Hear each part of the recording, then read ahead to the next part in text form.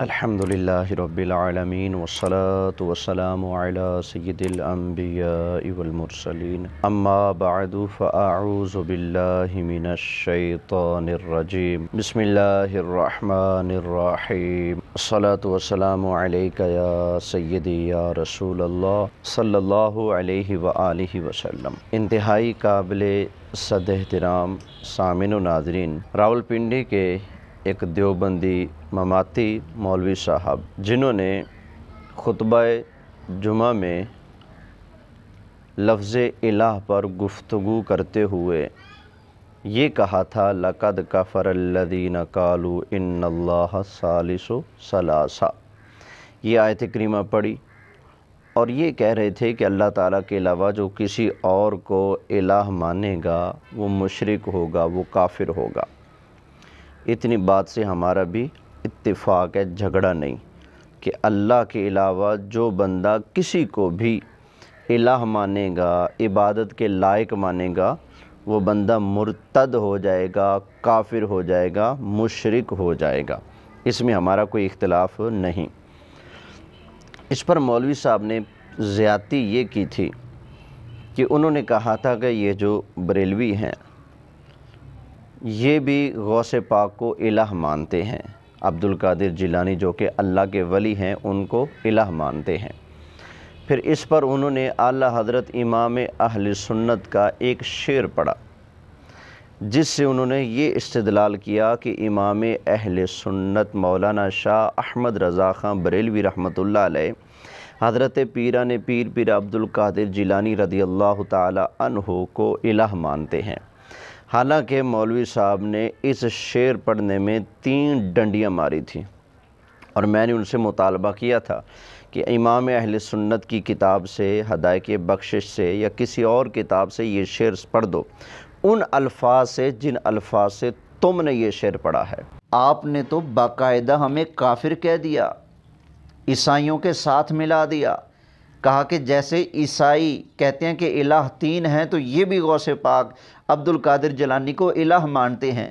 یہاں پر تو آپ کی شعر پڑھنے کی غلطی نہیں نا، یہ تو آپ نے بلا وجہ ہمارے اوپر کفر کا فتویٰ لگایا ہے، لہٰذا یہ کفر آپ ہی کی طرف لوٹ کر گیا ہے۔ لہٰذا آپ مسجد میں بیٹھ کر جو جھوٹ بول رہے ہیں، جو غلط بیانیاں کر رہے ہیں، اب آپ کے اوپر لازم ہے جن الفاظ کے ساتھ آپ نے شعر پڑھا یہ شعر آپ ثابت کر دیں، اعلیٰ حضرت کا یا ہمارے کسی اور بزرگ عالم دین کا معتمد علیہ شخصیت ہو ان کا یہ شعر ثابت کر دیں، نہیں تو پھر آپ نے یہ تہمت لگائی ہے، جھوٹ بولی ہے، اور ویسے بھی آپ لوگ کبھی بھی سچ بول کر ہمارا مقابلہ نہیں کر سکتے۔ آپ ہمیشہ تہمتیں باندھتے ہو، آپ ہمیشہ جھوٹ بناتے ہو، آپ باتیں گھڑ گھڑ کر ہمارے کھاتے میں ڈالتے ہو اور کہہ دیتے ہو کہ یہ بریلویوں کا عقیدہ ہے۔ آپ نے یہ بالکل جھوٹ بولا ہے۔ اب سنیے اعلیٰ حضرت کا کیا شعر ہے۔ مولوی صاحب کو جواب دینے کی جرت نہ ہوئی، لیکن الحمدللہ ہمارے اس جواب کا ان پر اثر ضرور ہوا۔ اس کے بعد تقریباً سال گزر گیا، میں نے جو ان کو جواب دیا تھا، اب سال کے بعد انہوں نے اسی خطبہ جمعہ میں ایک مرتبہ پھر وہی شعر پڑھا اعلیٰ حضرت امام اہل سنت کا کہ الحمدللہ رب العالمین، تمام صفات کارسازی کا مالک میں ہوں۔ اور مشرک کیا کہتا ہے، رضائی کیا کہتا ہے، رضا خانی کیا کہتا ہے، حمد اللہ ہے الہ عبد القادر، ہے مالک بادشاہ عبد القادر۔ اللہ کہتا ہے ساری حمدیں میرے لیے، یہ کہتا ہے ساری حمدیں عبد القادر جیلانی رحمت اللہ علیہ کے لیے۔ آپ نے ایمان سے بتائیے اب رضا خانیوں کا دیوان سچا ہے یا اللہ کا قرآن سچا ہے؟ یہ الحمدللہ رب العالمین وہ تعریفیں جو خاص ہے اللہ ہی کے ساتھ، صفات کارسازی والی تعریفیں، الوہیت والی تعریفیں، یہ کسی نبی کے اندر مانی جائے، کسی ولی کے اندر مانی جائے، کسی کتب کے اندر مانی جائے، کسی ابدال کے اندر مانی جائے، جو بھی मानने वाला होगा वो मुशरिक होगा। और मुशरिक पर अल्लाह ने जन्नत को क्या कर दिया है? बोलिए, मुशरिक पर अल्लाह ने जन्नत को क्या कर दिया है? हराम कर दिया है। इसलिए अल्हम्दुलिल्लाह रब्बिल आलमीन, तमाम सिफाते कारसाजी किसके लिए? अल्लाह ही के लिए। तमाम सिफतों का मालिक भी अल्लाह, तमाम तारीफों का मालिक भी अल्लाह, लायक और हकदार भी अल्लाह ही है। अल्लाह अल्फाज कबूल फरमाए। लेकिन इस बार भी इन्होंने पढ़ने में गलती की है, और मैं अब ये नहीं कहूँगा कि ये गलती गैर इरादी तौर पर की गई है, ना, इन्होंने इरादी तौर पर ये गलती की है। इरादतन इन्होंने कसदन उस शेर को गलत पढ़ा है और उसका गलत माना बयान किया है। इतना मौलवी साहब ने इस मर्तबा शेर पढ़ के बता दिया कि इन्होंने पिछली मर्तबा शेर की जो तशरीह की थी वो गलत है। इन्होंने इल्ज़ाम दिया था कि हम गौसे पाक को इलाह मानते हैं, तो मैंने कहा था जनाब ये शेर यूँ नहीं है, हमदन लाका इलाह ए हमदन लाका है इला अब्दुल कादिर, इन्होंने यूँ शेर पढ़ा था। मैंने कहा था ये नहीं है, ज़रा गौर से पढ़ो, हमदन लाका ए इलाह अब्दुल कादिर, ए अब्दुल कादिर के इलाह, ए अब्दुल कादिर के रब, तेरे लिए हमद है। तो हमारा इमाम अहले सुन्नत ने तो यूँ लिखा है। इन्होंने गड़बड़ तो की, लेकिन इस बार इन्होंने इलाह वाली बहस को छोड़ दिया, उस पर तबसरा नहीं किया। इसका मतलब है ये मान गए कि इन्होंने पिछले साल शेर जो खुतबे में इमाम अहले सुन्नत का पेश किया उसकी गलत तशरीह की और अल्फाज को बिगाड़ कर मौलवी साहब ने ये शेर पढ़ा। इन्होंने कहा था हमदन लका है इलाह अब्दुल कादिर, जबकि असल में वो शेर यूँ है, हमदन लका ए इलाहे अब्दुल कादिर, ए अब्दुल कादिर के इलाह, ए अब्दुल कादिर के रब, तेरे लिए हम्द है। लेकिन वो कहते हैं ना कि जो आदत है वो तो सर के साथ जाती है ना, आदत बंदे की कहाँ छूटती है। तो जिनकी रगों में, जिनकी पसलियों में, जिनकी हड्डियों में डंडी मारने की आदत पड़ी हो और जिनका मशगला ये हो कि जो हकीकत है उसको मस्ख करके लोगों के सामने पेश करना है, जो तारीख़ है उसका चेहरा बिगाड़ कर लोगों के सामने पेश करना है, यही वजह है कि ये जो पाकिस्तान बनाने में मुखालफत कर रहे थे, आज पाकिस्तान के कुछ लगते बनकर सामने आते हैं और कहते जी हमारे बुज़ुर्गों ने पाकिस्तान बनाया था। ये तारीख़ को मस्ख करके लोगों के सामने पेश करते रहते हैं। अहले सुन्नत से इन्होंने इर्तिदाद किया था, अहले सुन्नत से खारिज हो गए थे, ऐसे कुफ्रिया अकायद इनके बुज़ुर्गों ने अपनाए थे। हमारे अकाबरीन अहले सुन्नत ने इन पर फतवा लगाया था कि ये तुम्हारी इबारतें गुस्ताखाना और कुफ्रिया हैं, लेकिन उस तारीख़ को भी ये लोग मस्ख करके पेश करते हैं। ये लोग कहते हैं कि जो झगड़ा है हमारा वो दरूद सलाम का है, अंगूठे चूमने का है, ख़त्म का है, जनाजे के बाद दुआ का है, कब्र पर अज़ान का है, या फिर अज़ान से पहले सलातो सलाम का है, वगैरह वगैरह। ये झगड़े हैं, यहाँ पर भी ये तारीख़ को मस्ख करके लोगों के सामने पेश करते हैं। हमारा अक़ीदा है नबी पाक अलैहिस्सलाम बशर भी हैं, नूर भी हैं, और ये हमें कहते हैं कि तुम लोग नबी पाक अलैहिस्सलाम की बशरियत के मुनकिर हो। यहाँ पर भी आप लोग हक़ाइक़ को बदल कर तारीख़ का और सच्चाई का जो चेहरा है उसको मस्ख करके आप लोगों के सामने पेश करते हो। ये तो आप लोगों का मशगला है ना। तो यहाँ पर भी आपने मौलवी साहब डंडी मारी थी। आला हज़रत इमाम अहले सुन्नत का 1-2 लाइनों का शेर पढ़ने में आपने 3 डंडियाँ मारी थी। तो जो मैंने आपको जवाब दिया था वो एक मरतबा फिर सुन लें आप, इंशाअल्लाह आपकी तसल्ली हो जाएगी। और आपने मेरे जवाब को तो हाथ नहीं लगाया ना, क्यों? इसलिए कि आपको भी पता है कि बात तो सच्ची की जा रही है, आपने खुद गड़बड़ की है। और आपके मुक्तदियों ने भी तो कहा था कि हाँ हम अपने मौलवी साहब को समझाएंगे कि ज़रा पढ़ के बात किया करें, ऐसे खामखा हवा में डांगे मत करा करें। लेकिन मौलवी साहब लगता है या तो आपके मुक्तदी भी, क्योंकि फैज़ जो आपका लेते हैं ना, आपके मुक्तदी भी या तो फिर आपकी तरह कर गए, नहीं तो फिर उन्होंने आपको समझाया होगा, आप फिर भी अपनी हरकत से बाज ना आए। आपने इस बार भी अपनी जहालत का मुजाहरा कर दिया है। इतनी जहालत होती है यार, इतनी भी जहालत होती है, उर्दू की इबारत आपको समझ नहीं आती और मौलवी साहब बन के आप मिंबरों पर बैठ कर लोगों को गुमराह कर रहे हो। आपने हुई और भी वाली जो बात की है उसका भी मैं ऑपरेशन करूँगा, سمجھ آئی نا؟ اور بتاؤں گا کہ آپ کی اس بات کے قرآن کے سامنے کیا اہمیت، میں قرآن پڑھ کر آپ کی اس بات کے پرخچے اڑا دوں گا۔ آپ کیا سمجھتے ہو؟ تو آپ نے یہ امام اہل سنت کا شعر پڑھنے میں خیانت کی ہے، بددیانتی سے آپ نے کام لیا، آپ نے ڈنڈی ماری ہے۔ اگر آپ ڈنڈی ماریں گے تو ہم آپ کے سر میں ڈنڈا مارنے کے لیے بیٹھے ہوئے ہیں، سمجھ آئی نا؟ تو بات کرنی ہے تو دلیل سے بات کریں نا۔ یہ کیا ہوا؟ آپ حقائق کو بدل کے پیش کرو، آپ تاریخی چینج کر دو، آپ عبارتیں چینج کر دو، کبھی آپ حدیثوں سے لفظ یا مٹا رہے ہو، کبھی کچھ کر رہے ہو، کبھی کچھ کر رہے ہو، تو یہاں آپ ہدایت بخشش کا شعر پڑھنے میں ڈنڈی مار رہے ہو۔ جو ہدایت بخشش صحیح نہیں پڑھ سکتے وہ امام اہل سنت کا فتاوی رضویہ شریف کیسے صحیح پڑھ پائیں گے؟ تو آپ نے یہ ڈنڈی ماری، اس بار بھی شعر آپ نے غلط پڑھا ہے، اور آپ نے اس کا معنی یہ کیا، اس بار جو آپ نے ڈنڈی نئی ماری ہے، آپ نے کہا حمدن لکا ہے الہ عبد القادر۔ مولوی صاحب وہاں پر ہے یا اے؟ اور بھئی الہ عبد القادر آپ نے کس نے بتا دیا؟ وہ تو ہے حمدن لکا اے الہ عبد القادر، اے عبد القادر کے الہ تیرے لیے حمد ہے، اور تم نے کہہ دیا یہ رضا خانی کہتے ہیں، یہ مشرک کہتے ہیں، یہ کہتے ہیں کہ ساری جو حمدیں وہ غوث پاک کے لیے ہیں، لعنت اللہ علی الکاذبین۔ تمہیں تو اردو سمجھ نہیں آتی یار، پتہ نہیں کہاں سے اٹھ کر آ جاتے ہو آپ لوگ، اور ممبروں پر بیٹھ کر ہیں دین کے ٹھیکیدار بن کے تم لوگ دین سمجھاؤ گے جن کو اردو تک صحیح پڑھنی نہ آئے۔ اور پڑھ لو کسی سے حمدن لکا اے الہ عبد القادر، یہ الفاظ ہیں وہاں پر۔ یہ ہے پتہ نہیں آپ کو کیوں اے نظر آتا ہے، اور الہ عبد القادر آپ کو کیوں پتہ نہیں کیوں آپ کو الہ عبد القادر نظر آتا ہے۔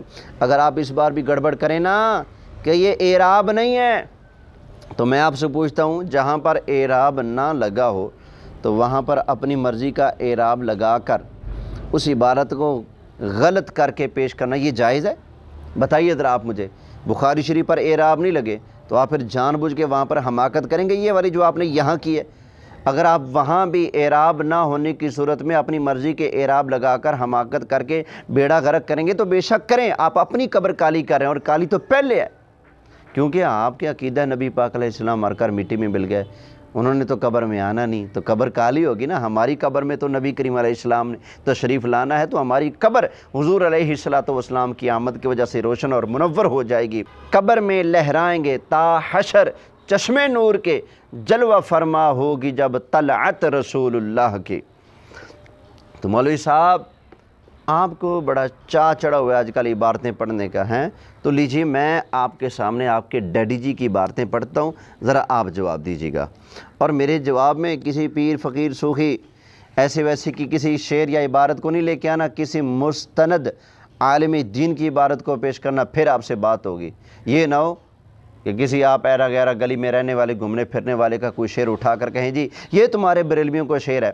ہمارے مستند عالم دین کسی بزرگ کی آپ بات کریں گے، پھر ہم آپ سے بات کرنے کے لیے تیار ہوں گے۔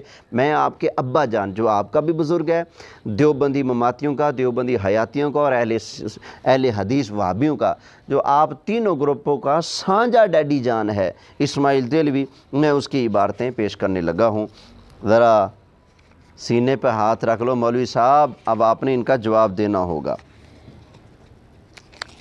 اسماعیل دہلوی نے تقویت الایمان میں لکھا ہے، جس کا نام محمد یا علی ہے وہ کسی چیز کا مختار نہیں۔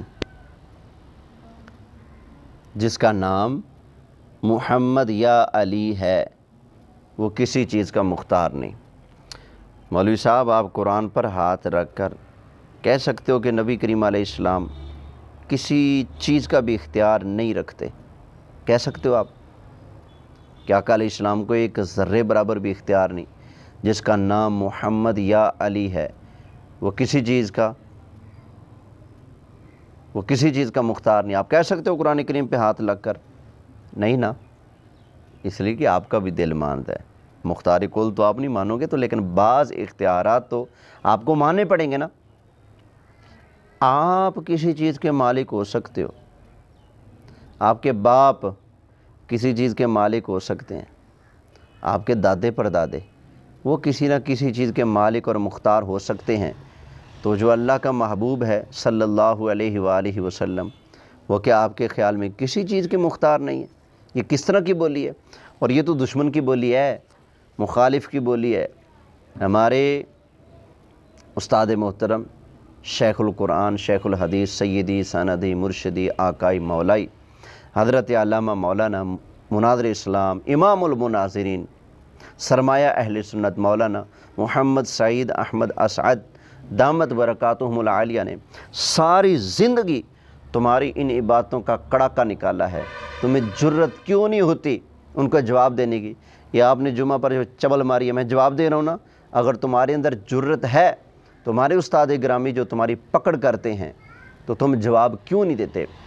ہم استاد محترم کا فیض پا کر جو تمہارا رد کرتے ہیں، تو تمہیں آگے سے جواب دینے کی جرت کیوں نہیں ہوتی؟ اس لیے تمہیں پتہ ہے کہ تمہارے بزرگوں نے کچھ کہانیاں ہی ایسی گھولی ہیں جن کا آگے سے جواب دینا ممکن نہیں ہے۔ یہ دشمن کی بولی ہے۔ ایسے کوئی کہے جس کا نام عمران خان ہے اس کے پلے کوئی چیز نہیں، سننے والا کیا سمجھے گا؟ یہ اس کا خیر، یہ اس کا سجن ہے یا دشمن ہے؟ دشمن ہے نا، یہ دشمن کی بولی ہے، کس کے پلے کوئی چیز نہیں۔ سمجھ آئی؟ اب ذرا آگے چلیے۔